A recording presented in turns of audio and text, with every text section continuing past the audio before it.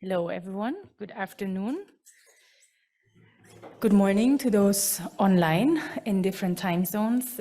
Warm welcome from the ECAF C4 campus here in Nairobi.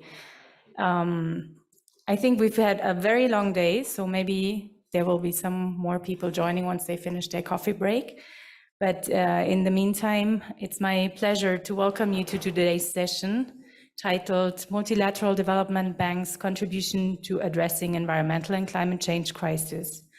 We have an exciting panel of speakers and some interactive elements, including a workshop for those attending in person planned for this 90-minute session. And I look forward to spending the next 1.5 hours with you before we go into the evening here in Nairobi. My name is Susanne Wallnöffe. I will be moderating, and I'm head of program at GIZ for a global project that's called Forest for Future. We currently work in 6 African countries. Slido to collect questions from the audience from the room, so you can hopefully see some QR code, and hopefully you are all familiar with the tool by now, as it's been used all day throughout the sessions. So please post your questions and comments so we can collect them and then have them addressed by the panelists. For those joining online, you can post your questions, comments in the chat, and we'll try to make sure to also include those in the discussion later on. And also a note on the room here, if you can move forward and sit in the front rows, this would be really easy also for technical reason, and I can see you better and you can see the panelists better. So please feel free to move to the front rows in the room. The session is hosted by the East African Development Bank, EADB, that was first established more than 50 years ago in 1967 and has been reestablished under a new charter in 1980. They have as their objective to strengthen socioeconomic development and regional integration. And today, EADB is owned by 4 member states, Kenya, Uganda, Tanzania, and Rwanda, as well as other development and commercial financial institutions. The mission of EADB is to promote sustainable socioeconomic development in East Africa by providing development finance, support, and advisory service, and be the partner of choice in promoting sustainable socioeconomic development. So therefore, it's very timely that EADB is hosting today's session, where we will indeed explore the role of multilateral development banks, MDBs, in providing climate finance and making it more accessible to smallholders. We will start the session with a video message by the Director General of EADB, Ms. Vivienne Yeda. She assumed the position of Director General in 2009, if I have the correct information, is an experienced professional banker, international business lawyer with over 20 years experience in Africa. Please welcome Ms. Yeda for the video message.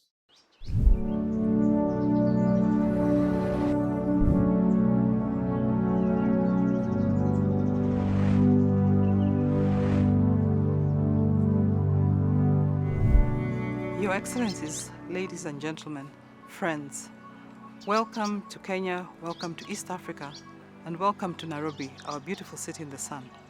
And welcome to this session hosted by the East African Development Bank. The East African Development Bank is a development bank for the region and is focused on development finance, for projects, and for development.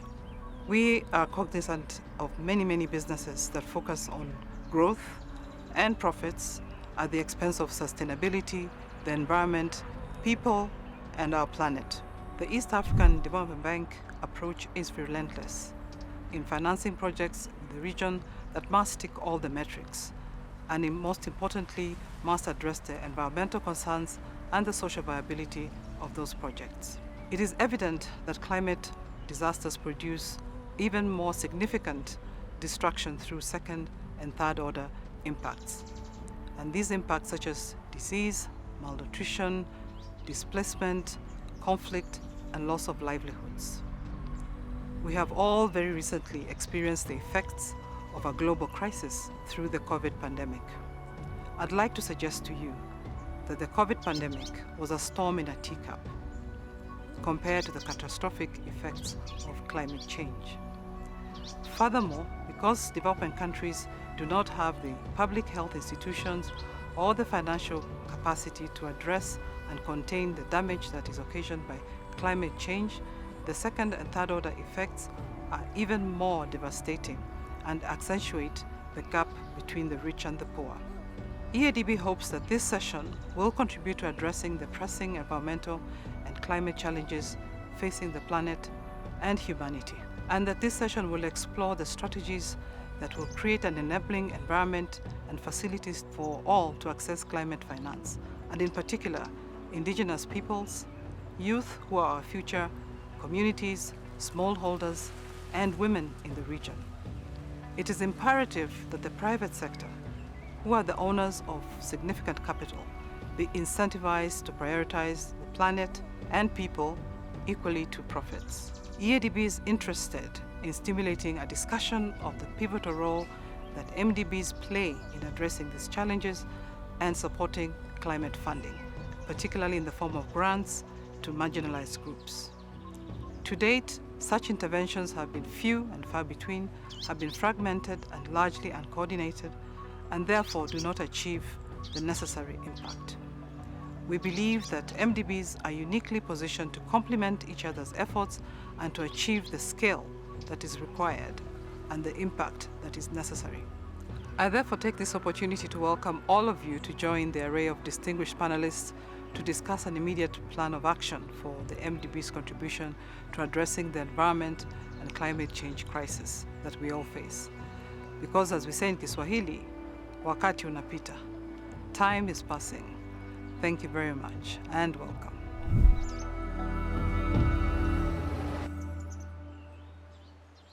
Thank you very much for these opening remarks. I think it was very obvious what the challenge ahead of us is, and hopefully with this session we can also develop some ideas for potential solutions.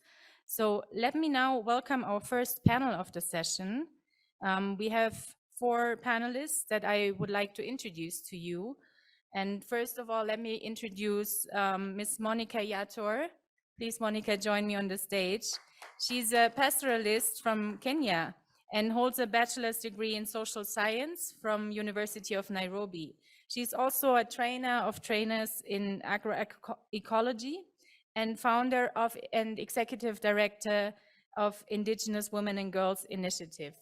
Thank you, Monica, for being with us today. Our next speaker is joining us online. Please welcome Mr. Tikusu Yokateme Jr. He is an agripreneur that aims to make food system more sustainable and resilient globally. He did a bachelor's degree in plant production and a master's in plant genetics at the University of Pretoria, South Africa. And he's the founder of Mabele Agric, an agricultural enterprise operating in DRC that aims to spread technology to make smallholders more profitable. Thank you for joining us, Yokateme. Also joining online is Ms. Pepetra Akite, who is a biodiversity expert lecturing in the Department of Zoology in Makerere University, Uganda. Hi, Pepetra. Great that you can meet us. She's currently a representative of the department on the National Environment Management Authority team, reviewing the National Biodiversity Strategy and Action Plan of Uganda, I think. And also online, we have Mr. Anthony Wolimbwa, I hope, who's the National Coordinator for the Climate Action Network Uganda, CANU. He's a seasoned climate change advocate with over 20 years of experience in national and international climate change policy. Welcome, everyone, and I hope you're all here. I can see Anthony has been able to join. Welcome, Anthony.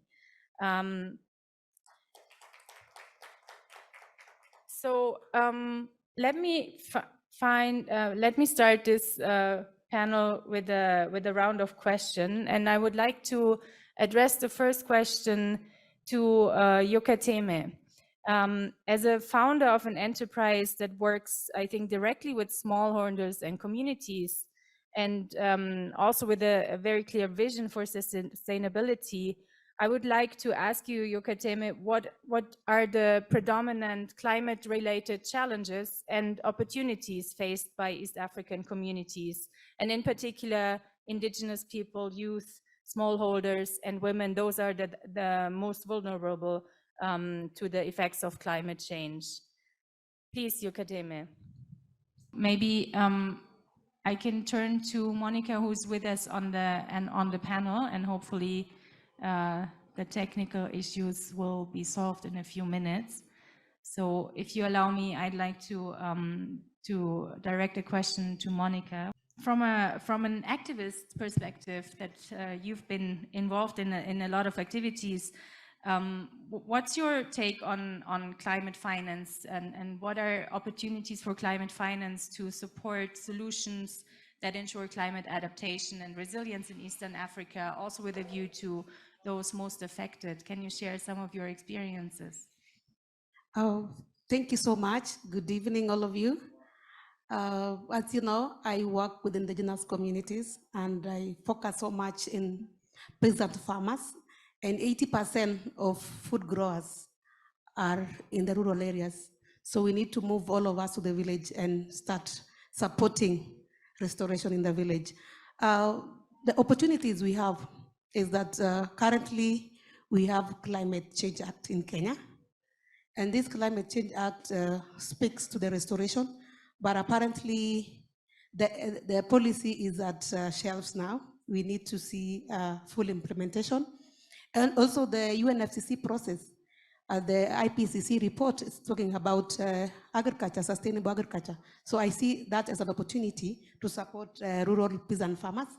At the moment, agroecology movement is growing. That's an opportunity for us to support rural farmers who are owning small-scale farms, and that is an opportunity I'm seeing. Also, the coming COP28, we have seen people are now conscious of what they're eating. So people want to see healthy food. So again, that's an opportunity for peasant farmers who are growing healthy food agroecologically. So I see that as an opportunity. Also, everyone in this world is now conscious about what they are eating.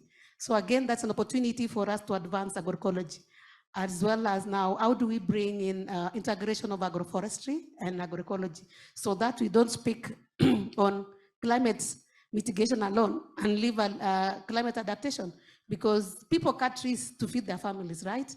And if we don't support farming and also integration of agroforestry in our rural areas, we will still not achieve the Paris Agreement, because already we are cutting down indigenous trees. For example, in my village, Acacia totilis is the only indigenous tree there. It takes years for that tree to mature.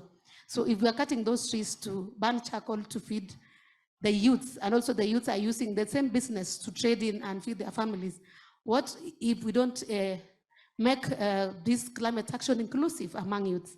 And also this growing population of young people, you see in these climate spaces, nobody's speaking about the youth and also the rural woman who is suffering that in the village. Again, we have an opportunity if we support regenerative agriculture, locally led solutions, and by saying no to harmful pesticides that is killing our soils, because you cannot talk about restoration if you don't take care of the soils. Again, why are multinationals speaking so much on conventional fertilizers which are killing our soils? Nobody is talking about restoring biodiversity loss. Where we come from in Africa, we have a big chunk of land which is desert.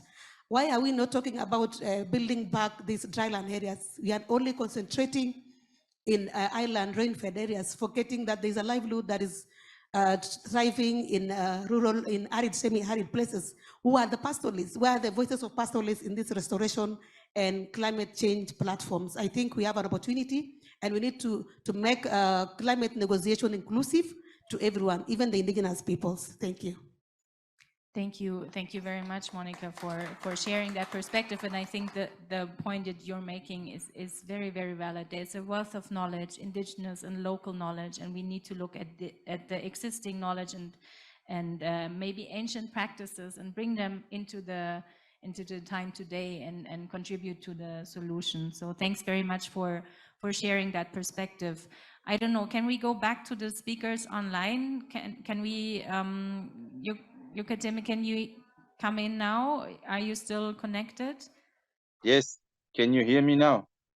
We can hear you. I cannot see you, Great. but I can hear you very clearly. That's great.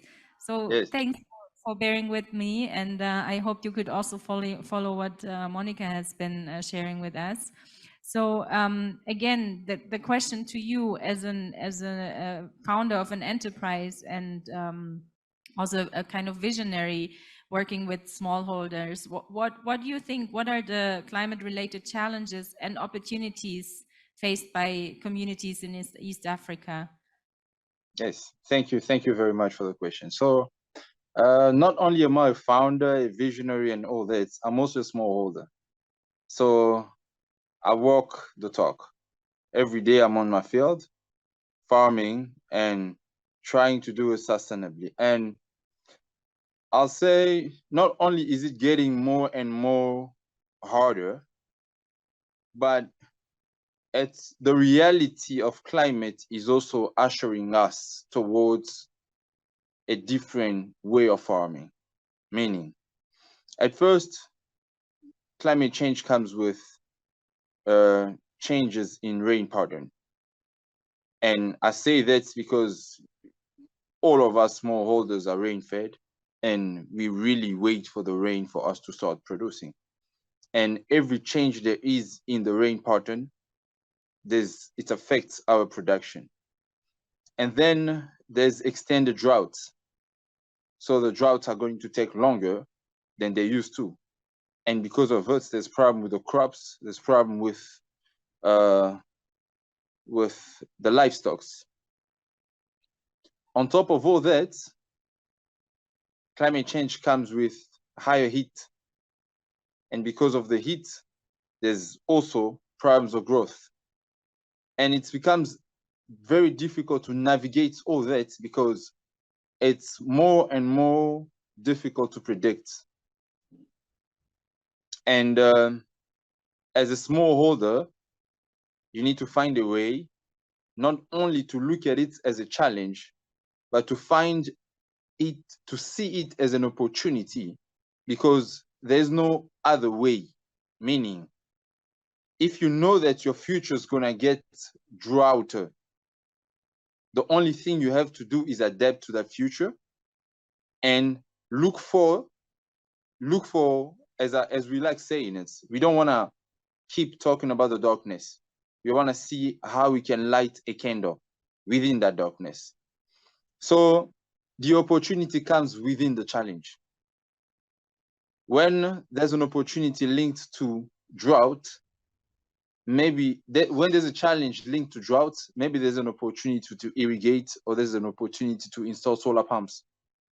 And it's that way of viewing things that youth come in play. As youth, we're trying to tell smallholders, you see, of course, right now you can't rely on your traditional knowledge much for you to be able to expect rain. But maybe we can use one of those devices that can help you better predict rain with us. Maybe you cannot rely on your cropping system anymore, but you can try this, which is going to be mulching. That's going to help you maintain the humidity in your soil. And that's where viewing opportunity is really important. Because if you view the challenges as opportunity, you'll be able to adapt the solution to it and to make sure that you can actually get people smiling while they should be crying. And I think it's a very important change of mindset that we, youth and local community, must have, because there's no turning back. The only way to face the future is to be boldly opportunistic. Thank you. Thank you very much for that very, very clear message, Yokateme. And the points that I also picked up is that you see opportunities when it comes to technology and innovation, which I think are also very important for smallholder farmers and for the agricultural sector in particular, as we face the challenge of climate change and biodiversity crisis. Pepetra, I would like to ask you from your experience, do you agree with the perspective shared with Yokateme, and do you have any other specific points that you would like to add to the question of climate related challenges and opportunities in the region? Thank you. I hope I'm heard. Yes, you heard very well. Okay, Thanks. good. Yes, I would first of all like to say I definitely agree with what Yokoteme has said. The key, when you look at East Africa and especially the local communities, if I look within a country like Uganda, you realize that we are so much an agriculture-based or actually nature-based economy. So majority of the people are relying so much on nature in order to meet their day-to-day needs. And that is irrespective of just the rural communities, but also even the urban communities. The poorest, the richest, all rely on nature. And yet, this is where the biggest climate crisis has hit. And for me, Yokoteme has mentioned about the aspect of water, but the water only does not serve the agriculture, which definitely is a big sector that has been hit by this climate change, but the biodiversity in general.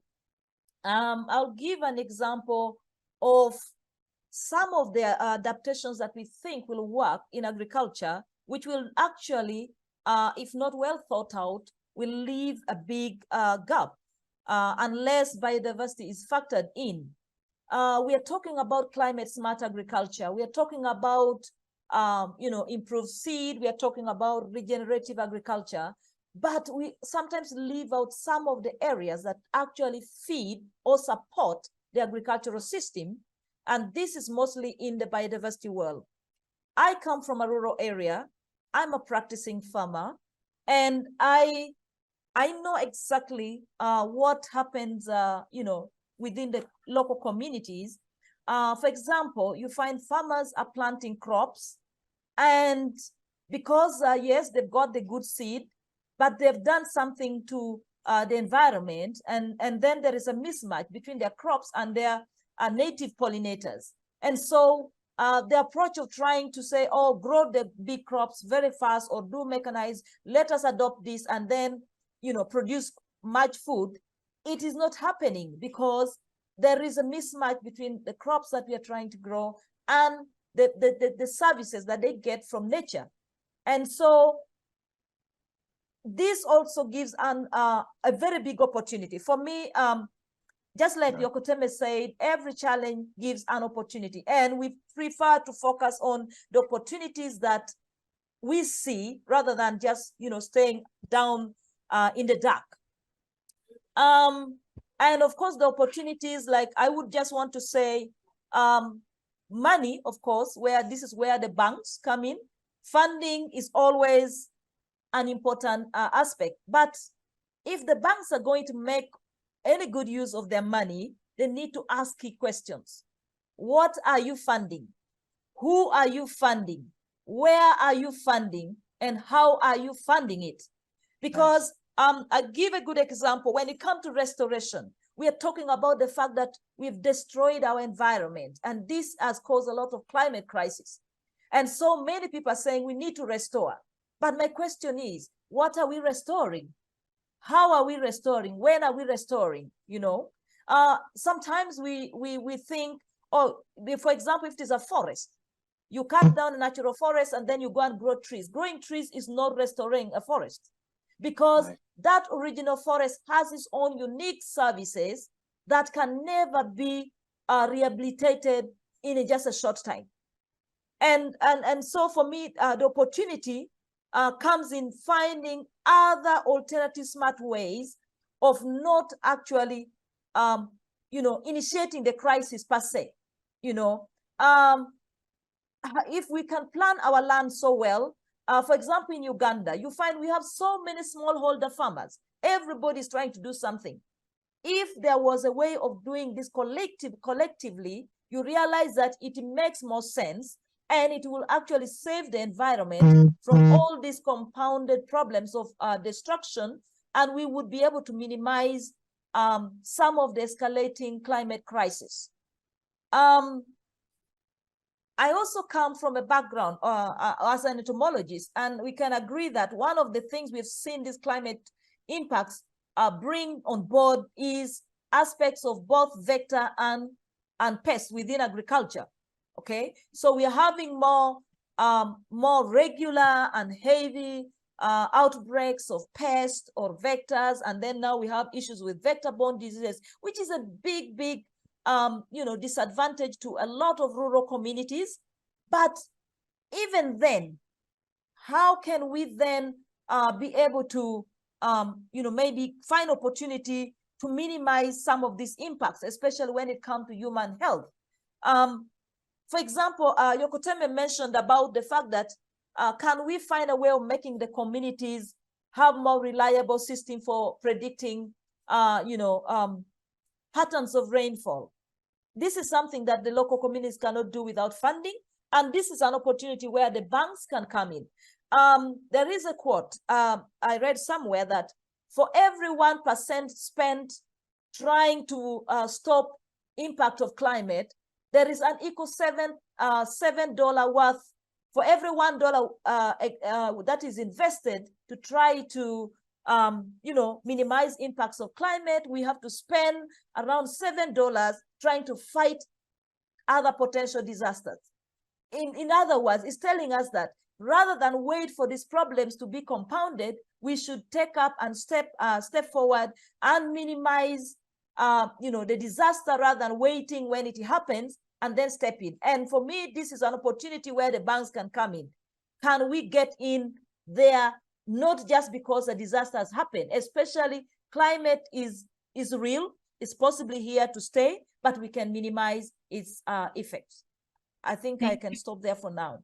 Thank you, Petra. Thank you very much for your statement and for this very important message. I think you mentioned the point of funding is important, but then also look at the subsidies that might contribute to some of the negative effects. And then, of course, also the interconnectedness of the ecosystems, the agricultural system and other systems such as forest and water, I think is very, very important to keep in mind when planning and implementing any restoration activity. So thanks very much for this statement. And please allow me to turn to Anthony, who is hopefully online, to also share his view as a seasoned climate advocate with a lot of experience in the policy sector. How can climate finance contribute to solutions in Eastern Africa? What's your experience and what is necessary on what needs to happen on the policy level to maybe also urge some of the financial institutions or redirect some of the subsidies? Please, Anthony, I hope you can hear us and please share your input with us. Yes, I can hear you loud and clear, and thanks so much for this opportunity. Yes, first I concur with the previous speakers on this issue of the climate change and opportunities and impacts. Yeah, from the finance point of view, because finance plays a central role in terms of addressing climate action. And the UNFCCC, it is what's called the means of implementation. It forms part of the means of implementation alongside technology transfer, capacity building, and matters of policy. So finance is a central role.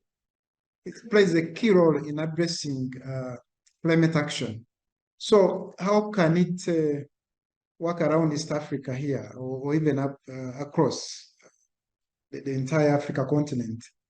First of all, Africa has grappled with issues of infrastructure. Speaking. We have very poor infrastructure, which is not what somebody would call climate smart infrastructure. So we would need additional financing to be invested in building what's called climate resilient infrastructure. This would include things like flood fences, water storage facilities. I've seen in Kenya, there's a lot of water harvesting, rainwater harvesting. I'm also seeing here in Uganda, there is a lot of interest in irrigation, infrastructure development. I'm also seeing in some places where they are trying to address matters of flooding.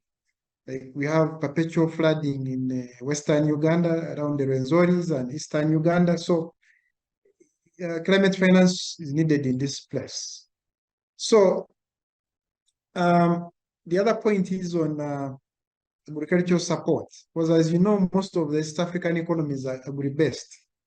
So you need a lot of finance to go towards supporting drought resistance varieties, irrigation systems, supporting new innovative ways of farming, particularly in climate smart agriculture, depending on how you define it. That's very important. The key elements also, another key area is the early warning systems, as you know. Like, for example, this year we are told that El Niño is already happening. So from a smallholder farmer's perspective, early warning systems is extremely important. Provision of information and how it is communicated, that's extremely important. Then Pepetra talked about natural resources management. All this you need finance. You know, these programs that are going on, like in the forestry sector, in the water sector, the land sector, you need money to be invested in reforestation, in sustainable land management, in agroforestry systems, and so on. Then capacity building, because where we are moving, the future that we are moving is a future where those who have the necessary capacity and technology will survive or will become less vulnerable to the impacts of climate change. But to do so, you need investments, and these investments need finance, which the MDBs play a key role. Then research and data collection. There's a lot of research going on. Now, my challenge with that area is that not much is communicated downwards. There's a lot of investments in research. The colleague from the university will tell you, like Makerere University, University of Nairobi, the universities in South Africa and others are doing quite a lot of research. You will find that most of the research is shelved. So not so many people who need this information actually have it, can access it. Yet it would be a game changer with a little investment in communication for research. Then the other issue that I wanted to talk about is on partnerships and collaboration. You understand that to address climate change, you need to have very good partnerships, strategic partnerships in this case. You need solidarity to be able to, you need people who are like-minded to come together and have this problem addressed. So I would like to emphasize the issue of partnerships. Building partnerships either internally or across borders is extremely important in addressing issues of climate change. Then you asked me around issues of policy. I think there's a lot of policy development across the region in terms of dealing with climate change. There's a lot happening. I know countries around the region are doing the national adaptation plans. There's been a lot of support going into that area. countries have also developed their nationally determined contributions to the extent that they have been now updated in terms of, increasing the ambition, but also in scaling up climate action at national level. So policy development is going on, but of course it needs also a lot of, financial support. So there's quite a lot that's happening, but there's also a lot of challenges that need to be, or gaps that need to be addressed. Yes, The gaps, the policy gaps. Yes. So maybe I can stop here for now and wait for the next round of, engagement. Thank you, Anthony, for sharing that perspective. We had a little technical hiccup here in the room, but I hope the online audience could still hear everything very clearly. We were hopefully, I think we were able to get most of the points that you were mentioning also here in Nairobi. And I mean, your message, I think, was very clear. It's we will need a lot of funding to make progress on all of the challenges that you mentioned. And I think there are also some people in the room and maybe online who are hearing that message. But then again, let me ask you, if you'd have to prioritize, what action would you prioritize in terms of getting funding for? Okay, yeah, thanks so much. The actions that you need to prioritize it is especially in like in East Africa, for example, it's the infrastructure and markets. If you can get money towards infrastructure, money towards market development, the agricultural sector is faced with issues of markets, either internally or within the region. And the markets, it means that you have to add value addition. So can you have more money moving into value addition such that it's able to meet the market demand? Can you have more money moving into agricultural infrastructure that supports agriculture? Like I've seen in the past programs supporting roads that are helping very remote areas of the regions to be able to, move their produce, especially for the smallholder farmer. Yeah. And sorry, Anthony, to dig in a little bit deeper, but how would agricultural markets or infrastructure and markets, how would that address climate change?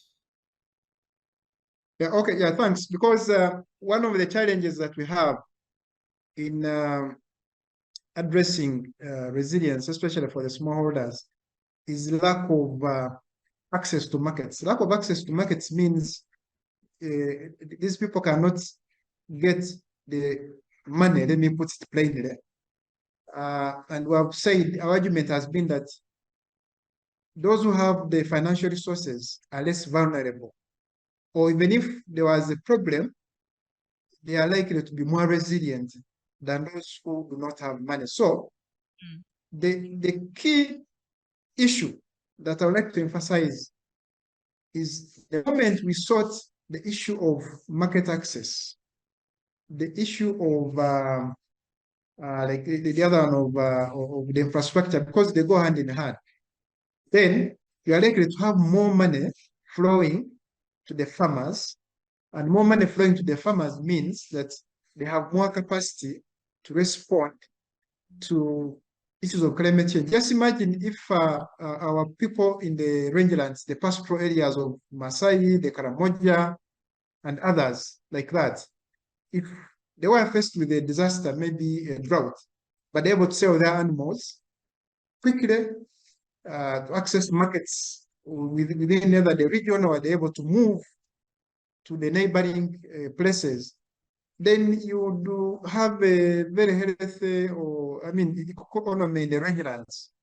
Because one of their challenges has been they face a little drought.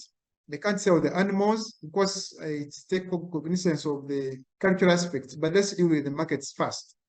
So the more we develop markets to support smallholder farmers, the less vulnerable they become to climate impacts. Yes. Thank you so much, Anthony, for making that case, and I think it's become very clear now. I don't know if we still have time or if we have any questions from the audience right now, because I cannot see the timer anymore. Maybe we can take one question from the audience before we then move to the next panel. If there's anyone. We have a microphone in the room. I think they go. Okay, yes, please. And to the speakers, that was really exhilarating. My name is Mary Mbenge from the Kenya School of Government. And as I follow the conversation, I want to just ask, we have proposals that we give to some multilateral banks, and we normally give it to them according to what their objectives are, you know, not regarding the needs of the communities or where the need is. Say, for example, what she talked about, arid and semi-arid lands. So do you think that is really sustainable in terms of getting money, and where can we put this money? Because we are just fulfilling some of these very stringent measures, and some take too long. For example, the GCF, which can take almost 5-6 years. So yeah, my question is. Thank you very much. Monica, do you want to respond, and then maybe we can have another point from Perpetua? Thank you. Yes, I will respond to that. Thank you so much, my sister, for bringing that. As we speak now, many donors or banks are supporting carbon trading. And to me, as a pastoralist and coming from an indigenous community, what is carbon to us? We don't understand what is carbon. So again, they are trying to fix us in a situation where we don't understand. Again, my problem is SDG 1 and 2. So where do I come in with the carbon trading? First, you need to feed me first. And also, our problem is biodiversity loss. How will we address biodiversity loss when we don't have trees yet? We are felling off the existing trees. We don't have food. So how do we balance between climate mitigation and adaptation? Of course, food is number one. An empty stomach and as an angry man. So again, we need to see the problem first, and then the donors, okay, the banks can speak to our situation. So they need to understand our situation first, our problem, so that they can work with us. So to me, that is a very valid question. Thank you. Thank you, Monica. And Perpetua or Yukateme, you have any additions, any points you want to add?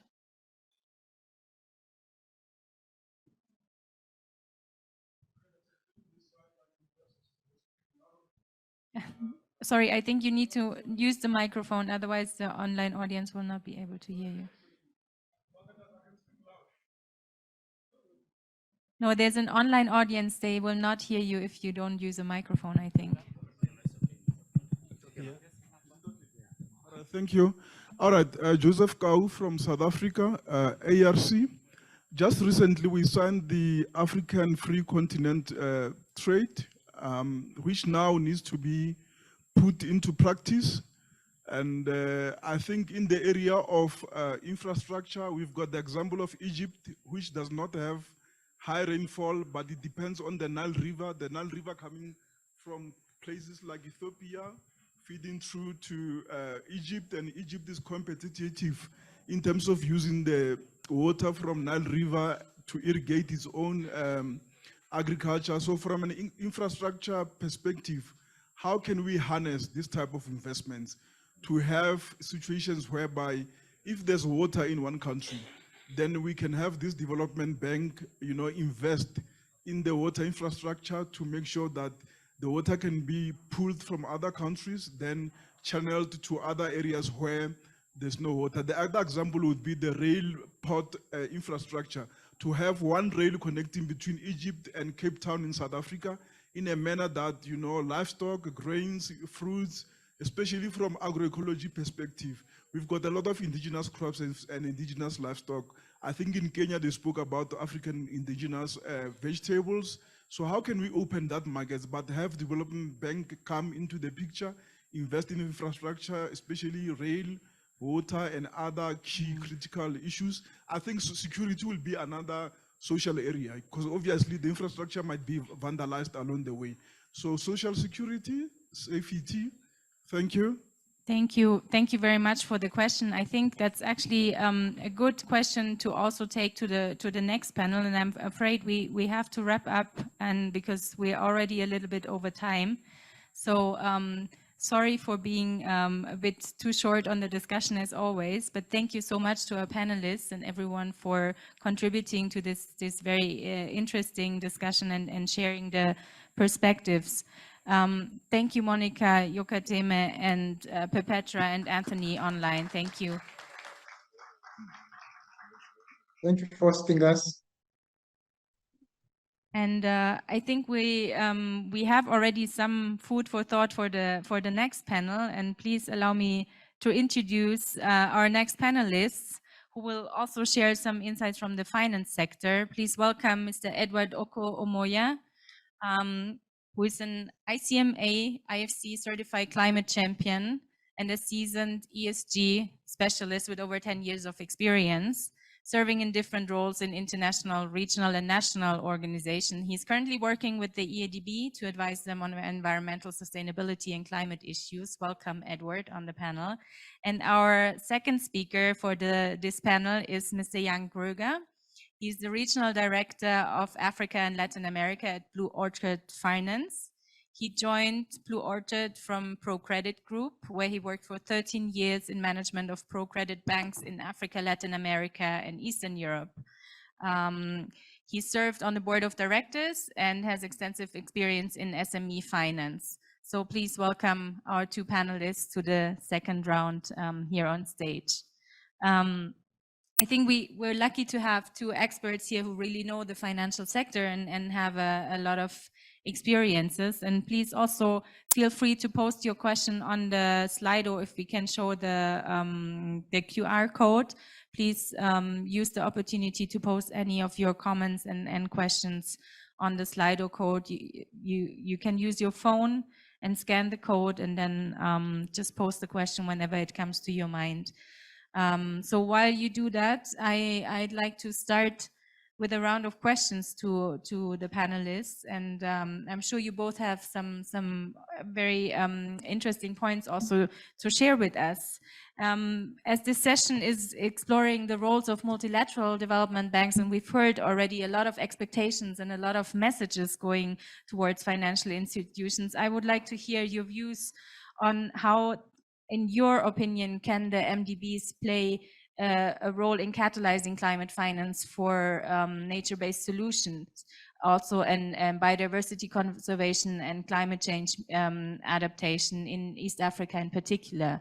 Please, Edward, if you want to go first. Thank you very much, Susan. My name is Edward Okoto Moya from the East African Development Bank.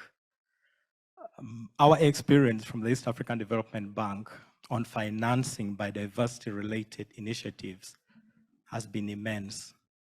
We got a line of credit from KfW. Our heart goes to the communities. We would like always to see that people benefit from our financing.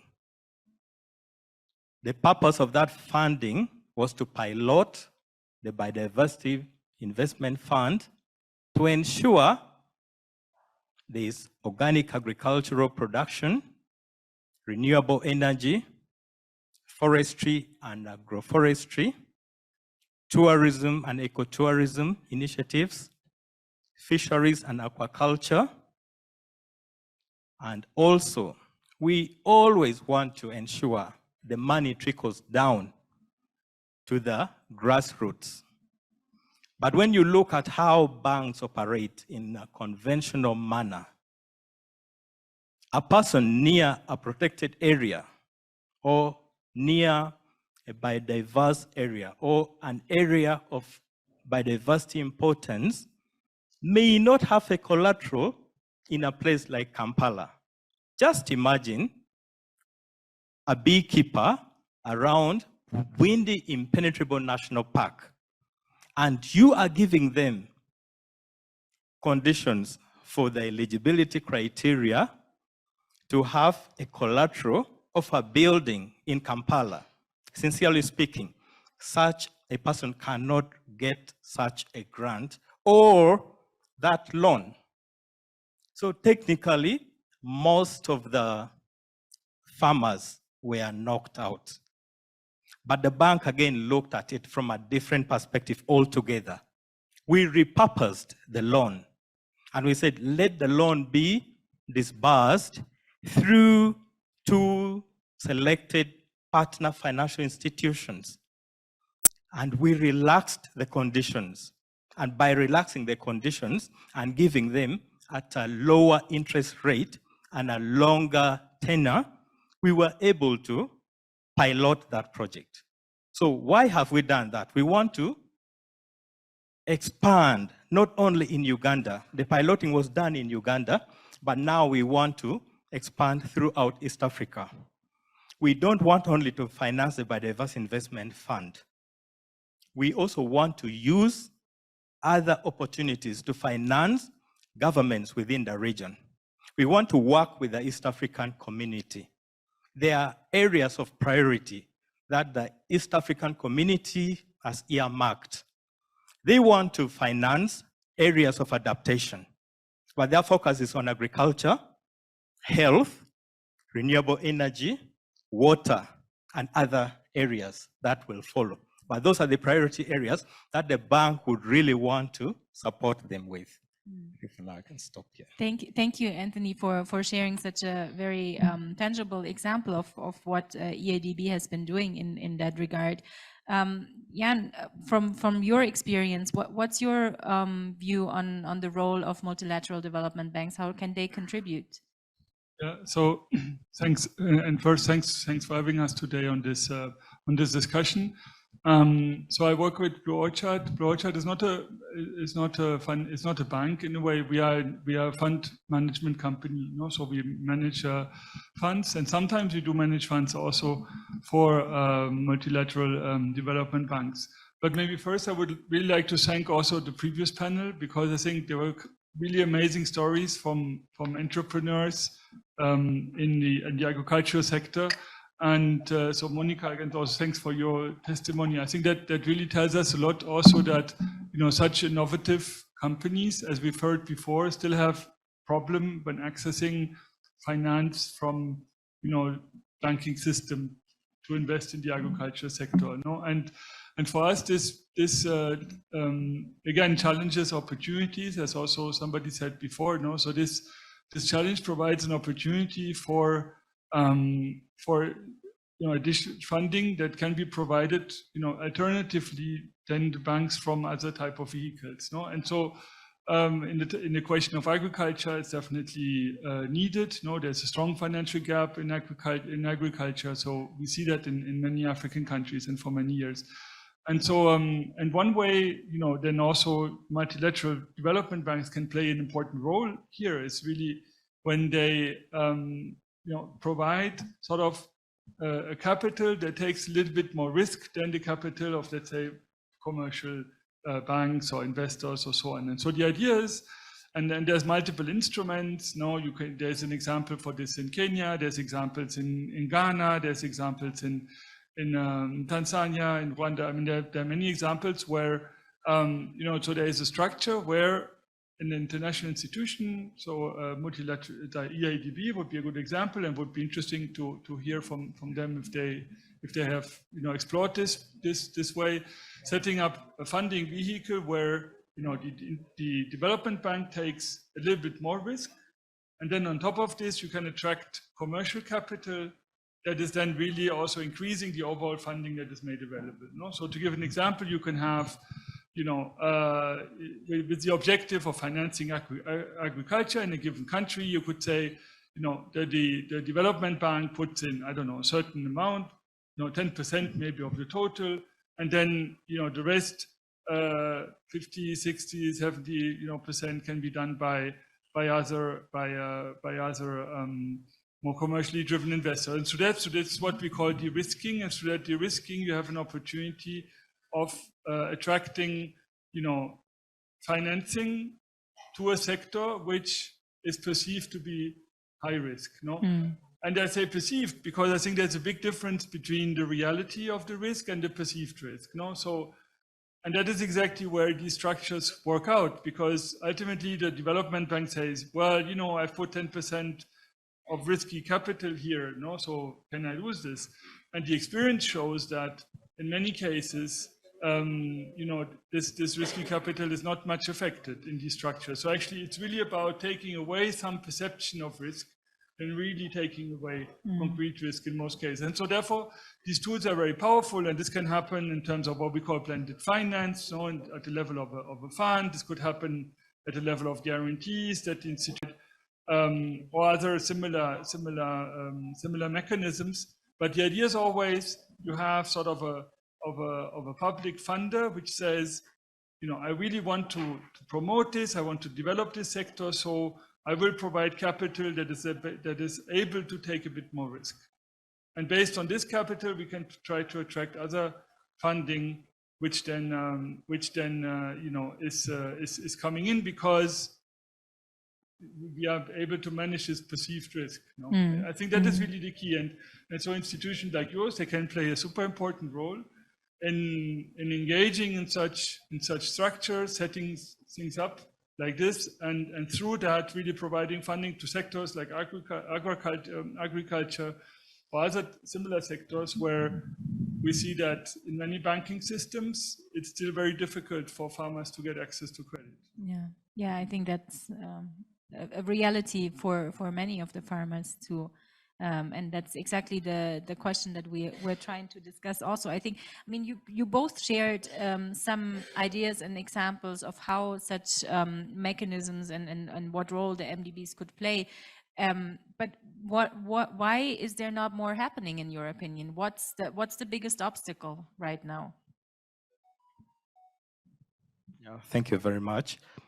From the East African Development Bank's point of view, the cost of capital is still too high for us, because we need other multilateral development banks to reduce on the cost of capital.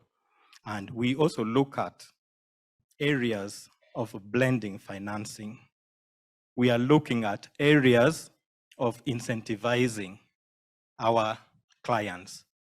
Can we also bring in insurance to cover some of these clients who cannot afford? Can we provide grants to them so that they can afford the loans? We also want to partner with the Green Climate Fund and the Adaptation Fund. So when we really collaborate with such institutions, they will help the bank support the real indigenous people, the youth, the ones who are at the grassroots, who are unable to access capital. And those are the ones our hearts go for. So those are the avenues we really want to work on as a bank. And we will overcome the challenge when we collaborate with the like-minded institutions. Thank you. Thank you, Anthony. Jan, you have any points to add that? So I think we are really trying to promote this idea to work with also regional development institutions or sub-regional development institutions like EIDB, because we believe they, you know, given their regional focus, they can play a strong role in establishing such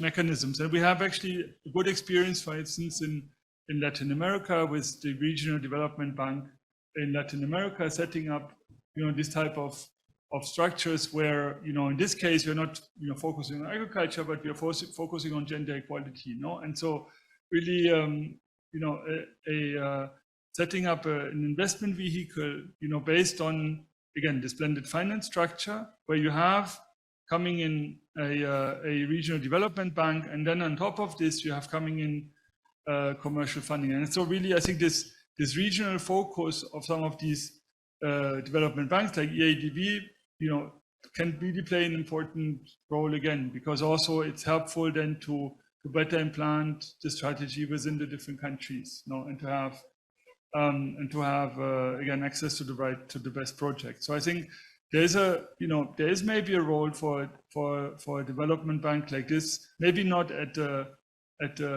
highest risk side. Maybe there could be, there are also possibilities to have sort of what we call mezzanine tranches. So when we say somebody takes the first risk, and then on top of it, somebody takes it, the risk that comes out. If let's say everything has been absorbed, then who comes next? And so this is there is an opportunity there for development banks to do that investment in a structure like this. Without again taking all the risk, but taking more risk than some of the commercial investors would come on top. So I think again, also for a regional development bank, there's a key role here to play, and I think we ought to present these sort of solutions really more, because I think there's still a lot of opportunity, and we don't see that happening so much still. And I think it's a lot about sort of agreeing on how to do this, and finding the right structure that works for you as an institution or for similar institutions, and works for the for the beneficiaries, who are the farmers or other sectors. And I think this is where this discussion really need to take long time. I think this can take 6 months, this can take a year, this can take time. But ultimately, you have something that really works. And this is proven to be successful. So I can really only invite institutions to try to explore this, to try to approach these kind of mechanisms, to see whether the funds they mobilize can be more effective than just $1 invested, $1 arriving at the end beneficiary. Here you have mechanisms where you can have $1 invested, you can have $2, $3, $4, $5 arriving at the beneficiary. So you're much more catalytic in a way as a development institution, and that makes it, I think, interesting, because as you said, the money is scarce, and so therefore even more important that the money that is scarce, it's really invested where it reaches its full potential. Thank you very much. I think we're really getting into the details of financial architecture and how to set up a fund. I'm curious to find out more. And I think the point that I'm taking away is we need to come up with new solutions and also be a bit ambitious and maybe more forward-looking in the approach that we take to make sure that the money is actually used in the best way possible. We have an interesting question also from the online audience, and we talked about now how to set up and what is required on the sort of multilateral development banks, regional development banks, so the financial side. But how can we actually make sure that the funds are reaching those communities that need it most? What are your experiences in that regard, and what are some of the mechanisms that you maybe used already to make sure that the money trickles down to the ground? Thank you very much. Like what I shared about the Biodiversity Investment Fund, we made sure the partner financial institutions get the right clients. We go ourselves and also do the due diligence on the clients up to their farm levels. So when we reach and find out that they are the right clients to benefit, then the money can be disbursed. So that was what we did at the pilot phase. And that is what we are going to do going forward. Because what we look at as is to become the climate finance hub of the region. And we would like every coin spent on climate financing to yield the rightful results. So we are the right bank, and we want to ensure we do it the right way. Everyone should benefit. We know, as people say, the time is passing. But personally, to me, the time has already passed to fight this climate war. We need to act faster. We would have acted yesterday, but now we need to act faster. We need the finances. I know we have been going for COP meetings upon COP meetings, and we come back with promises, and the promises don't yield. What are we going for? Here at GLF, we are preparing for COP 28. What message are we going with to COP 28? Are we coming back with the same promises or we are coming back with action points? And that is the question to everyone who is preparing to go for COP and all the negotiators. We are not just going to go there and waste time. We need to go there and come back and act, because this climate change is affecting everybody. And it's not even time to blame anybody. We are not blaming the global north nor the global south. We are not saying you are the police. No, we are not pointing fingers. We now need to work together and get a lasting solution to the problem which is affecting everybody. Thank you. Thank you, Anthony. And sorry, Edward, sorry. It's been a lot of people on the panel, sorry. And Jan, I think that was a very, very strong message also coming that we need concrete actions and concrete ideas and proposal. So what's, do you have any ideas on how this could look like and what the outcome or potential messages could be? Yeah, so again, from our perspective, I think we continue to see, especially what has to do with climate finance. Now we continue to see a huge gap in terms of what is needed to be and where we are. And it's true that there's sort of a disconnect, because we talk about this a lot, no? And then you look at the numbers, and depending on which numbers you go, it's like total finance, probably 2 to 5% of total finance is climate finance, no? So, I mean, there's a lot still to do, right? And I think what we're trying to see are sort of, I think, different solutions. So one is really looking at financing sort of small-scale renewable energy projects. So we have seen before, you know, at the EIDB presentation, really this wind park, that's amazing project, and you know, generation of electricity.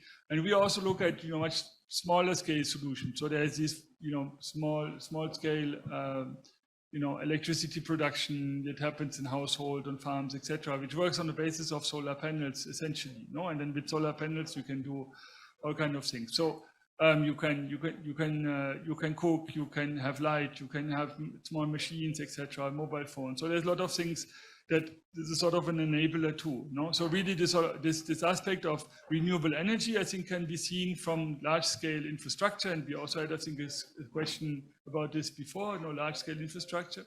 But we also see there's a clear opportunity in this area of really small-scale investments, no, which are not expensive, but still need to be financed, you know, and so there's an opportunity there. So that's one element, no? I think another element which has to do with climate finance is within this topic of being more efficient with resources, no? So it's not so much about generating energy, it's about being more efficient. And I think there also we see huge potential now, for instance, with electric transport. And here in Nairobi, you have examples with these electric bikes, but you have that in Uganda and other countries, no? Where you see that people are switching from, you know, fuel bikes to electric bikes, and there's infrastructure needed around this, so forth. But again, these are small scale investments, no? But which at a scale and, you know, done you know, to with many people, then have an effect overall, no? And for instance, we have seen in India, you know, a very interesting company that works with e-rickshaws, no? So, you know, the rickshaws in India, this, you know, very, you know, you see them everywhere in the big cities. And now people are switching to these e-rickshaws, no? So that's a huge saving in terms of pollution and CO2 and so on.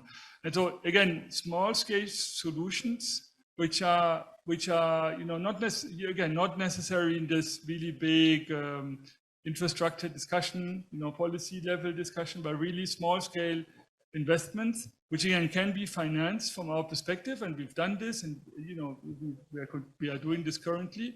And we see that this is not only meaningful from a, you know, it has a strong impact, but it's also actually a viable business case, no? And so it's an investment that one can do along, you know, combining financial returns and impact, you know, concretely. So I think these are really sort of examples where sometimes when we think about climate finance, we think big, but I think also solutions we have small scale and, you know, done massively, they really have a big impact. And again, you know, also the structure that you that you mentioned, working with financial institutions that can focus on this type of financing, that really makes a lot of sense. No? And these are solutions which are not complicated to implement, and which we have done, which we have very good experience with, both here in Asia and in Latin America.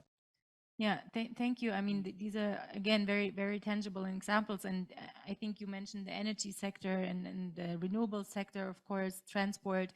Agriculture is a very important sector. And we have another question from the audience, from the online audience, or Slido, I don't even know, about the issue of chemical fertilizers, which we all know are killing soil health and also biodiversity over time. And the question is, how is EADB and maybe also other banks working with the manufacturers and policymakers to promote organic fertilizers and pesticides? Because that could potentially also be a small-scale solution that can be implemented. Do you have any points you can share on this? Yes, the EADB supports the science. When we get the right science, then we will finance the right approach to saving the soils. If we have clients who are using detrimental chemicals to the soil, then they will be advised, because we also have an advisory service unit. We offer advice to farmers and to our clients on the best way of utilizing our financing. So the science is there, we follow the science, and then we can advise them to use the organic option. Thank you. Thank you. Thank you for that very clear answer. I have one other question from the audience. Maybe Jan, you can take this question. It's about the profitability of the farmers in agriculture, how climate finance can ensure that the activities remain profitable, or at least secure the fund due to climate disaster threat. So I think that's a bit another issue that we haven't really touched upon, but if you can share your views and thoughts. So I think the climate, so the threats for farmers, no, I think that's a super important topic. And one thing and somebody mentioned this also before, so the topic around insurances, for example, no, where you have really challenges for people to insure their activity against climate events. So if there's an event, then it's likely that people really lose, the investment, and, in many cases have to start all over again. And so in order to provide a solution there, one thing that we have developed is a adapted climate risk insurance solution for small farmers, no, and can also be a small household, other activities, but it's mostly for small farmers and the smallholder farmers. And the idea is really to here provide a solution which fits in the affordability for farmers, but which can compensate them when there's climate events happening. And one thing that's really interesting in this area is what is called, and this is now really technical again, but so apologize, but it's called parametric insurances, no? And so how these work is when you have a climate event, then there's sort of a standard volume payout for any person that is in this area, so it doesn't depend on, let's say, the volume of assets you have insured and so on. And it's a standard amount that is paid out, no? And that is really helpful and makes things easier, because you don't have to have a person from the insurance going to the area and checking what has happened, making a loss report, and etc.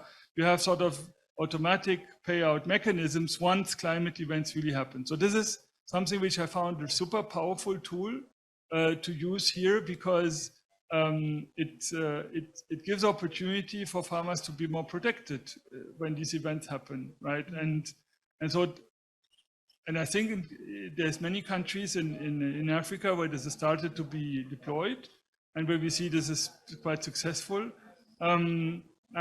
But I think the challenge we really face there is more really convincing the people to actually pay something additional for this insurance, no, in the beginning, and to say, yeah, but it's an extra cost. Of course, an extra cost, because no insurance for free, no.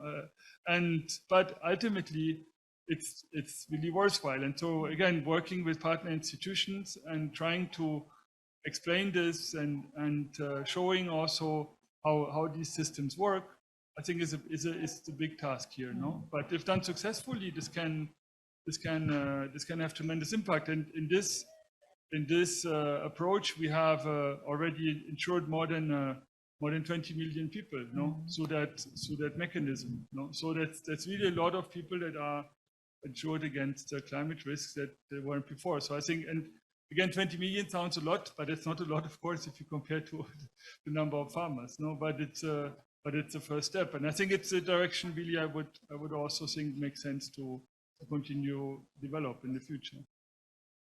Yeah, thank you so much for sharing also an encouraging example of how such an insurance scheme could look like to make sure that the climate threat is actually not affecting communities too bad, with an investment required from the communities, of course. But yeah, I think that there's a lot of innovations and a lot of good ideas and solutions out there. It's just a matter of combining them, applying them to the right context and setting, and also being a little bit bold when it comes to making financial decisions. So I think I will try to wrap up the session now so that we might have some time for some one-on-one discussion. We had initially planned a workshop to be part of this session, but the discussion was so rich and interesting that I think we used our time very well. With regards to the online audience, I think maybe we can disconnect and then use the remaining time here in the room for a short discussion and then a wrap up. So for now, let me thank you, the panelists, very, very much for their insights and ideas and for sharing all their expertise with us. Thank you to Jan and Edward, and also to our first panel who was there.